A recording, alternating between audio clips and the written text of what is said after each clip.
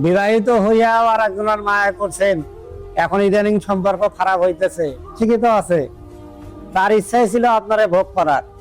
আর পুরুষের যদি কোনো নারীর দেহ পছন্দ হয় তাহলে তারা মা ডাকতেও বাধ্য হবে, তারপরেও করবে।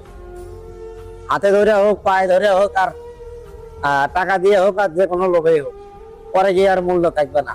নারী তুমি নিজের মহারানী ভাবো যে আমার স্বামী দাম দেয় না কিন্তু পিছনে 10 জন ঘরে, বিষয়টা এমন না। আপনার মতো আপনার চেয়ে অনেক সুন্দর নারী সদরঘাটে দেহ বিক্রি করে খায়, খালি স্বামীকে অবহেলা করার কারণে, আল্লাহের ঘরে কাতায় কান দেওয়ার কারণে। আর এক প্রবাসী বইয়ের কাহিনী শুনে যাক। 2 মাসের টিকটকের পরিচয়ে এক লাঙ্গেরে দিছে 80,000 টাকা কামের দুল রয়েছে। লাঙ্গে 7 দিন কথা বলার পরে দিছে ব্লক করে। এখন কোনো ব্যবস্থাও নিতে পারতেছে না, ব্ল্যাকমেইল করার জন্য সব কাপড় খোলা ফটো ভিডিও রাখিয়ে দিছে।